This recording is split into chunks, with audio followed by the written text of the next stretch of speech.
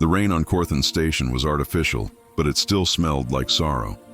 Each droplet shimmered with recycled light, sliding down the glass canopy of the market square. Under the endless drizzle, merchants shouted in half a dozen languages, their stalls filled with glowing fruits, steaming breads, and metallic herbs from across the galaxy. And among them stood a woman who didn't belong anymore. Lyra of the Velith, a thin, gray-skinned alien with soft, luminous eyes, clutched a bundle of groceries in trembling hands. Her shawl was old and tattered, the fabric once ceremonial but now frayed at the edges. She looked down at the small pieces of bread, a pouch of grain powder, and a wrapped bundle of fruit she'd hoped to buy for her children.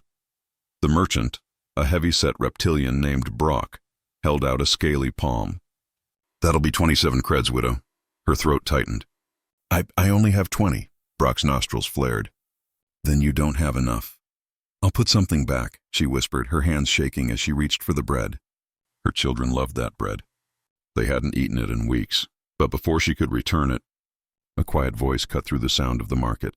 "Leave it." Lyra turned.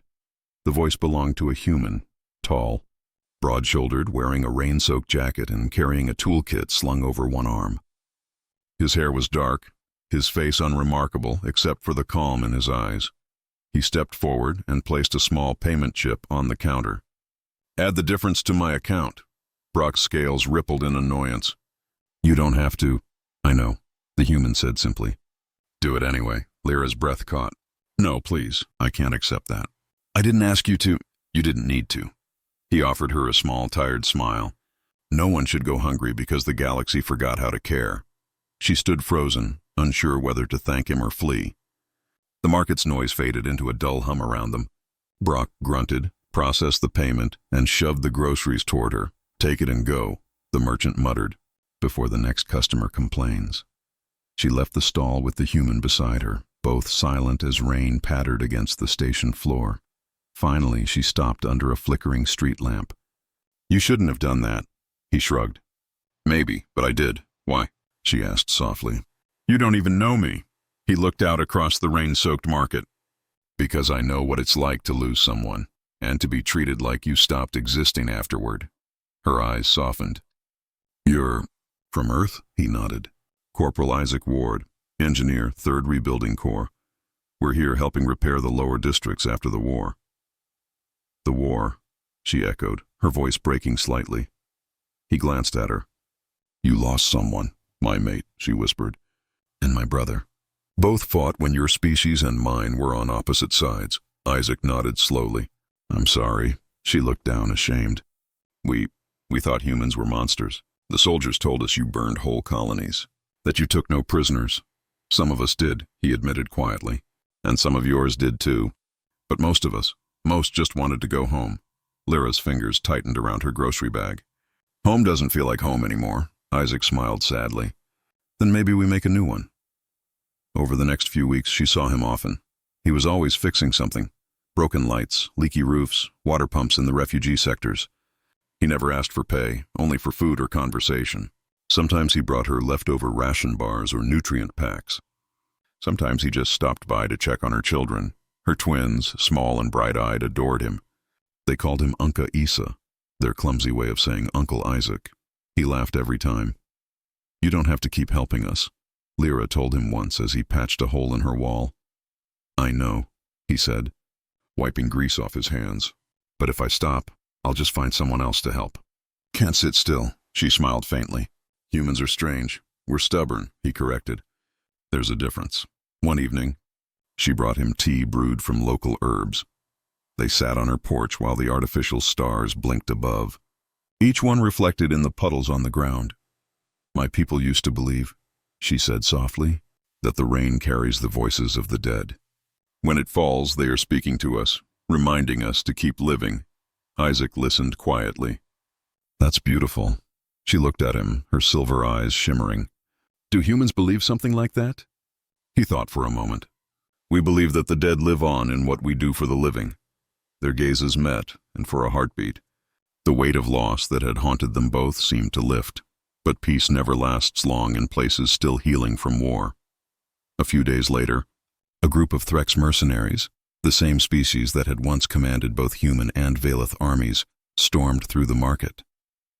They claimed to be collecting taxes for security. In truth, they were robbing the refugees.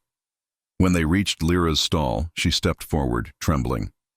"Please, we have nothing left," the lead mercenary sneered. "Then pay with labor, or with your offspring." Lyra froze, horror flooding her face. Before she could speak, a voice boomed behind them. "Back away, Isaac." He stood in the middle of the square, soaked in rain, his eyes cold as steel. The mercenary laughed.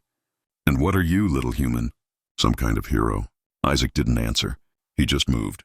One punch, fast, brutal, drove the alien back a step. Then another. The mercenary lunged with a blade, but Isaac ducked, seized his arm, and slammed him into the wall hard enough to crack metal.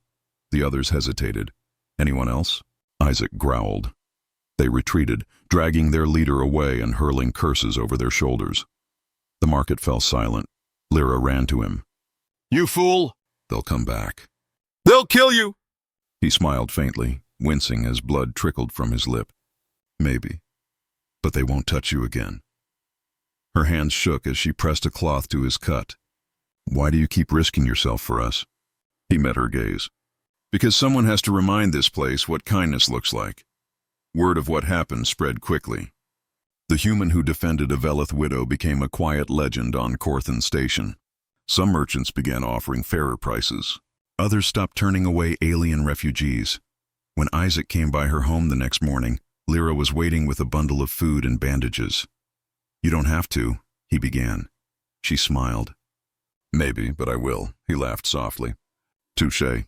Months passed. The markets grew safer, brighter. The rebuilding teams finished their work, and transport ships began returning to Earth. One evening, as the sun lamps dimmed, Isaac stopped by Lyra's home one last time. His uniform was clean now, his orders in hand. "You're leaving," she said quietly. "Tomorrow." He nodded. "We finished repairs. They're rotating us back." Her heart ached, though she didn't understand why. "You'll forget us," he smiled gently. "Not a chance." She hesitated, then pressed a small woven bracelet into his hand. "My people give these to those who saved their family. You saved mine." He turned the bracelet in his fingers, the threads glowing faintly in the lamplight. "Then I'll wear it every day." Lyra's voice trembled. "You came into our lives like a storm. And now you're leaving like the rain, quietly." He stepped closer. "Rain doesn't really leave," he said softly. "It just becomes part of something bigger." She blinked away tears. "Then may your path always find clear skies, human." He smiled, tucked the bracelet around his wrist, and whispered, "And may your rain always sing." The next morning, the transport ships lifted off, vanishing into the artificial dawn. Lyra watched from the edge of the landing field, her children clutching her hands. The bracelet's faint glow shimmered in the distance, one human's promise carried across the stars. She looked up as the first drops of rain began to fall again, and for the first time in a long while, she didn't hear sorrow in them. She heard gratitude.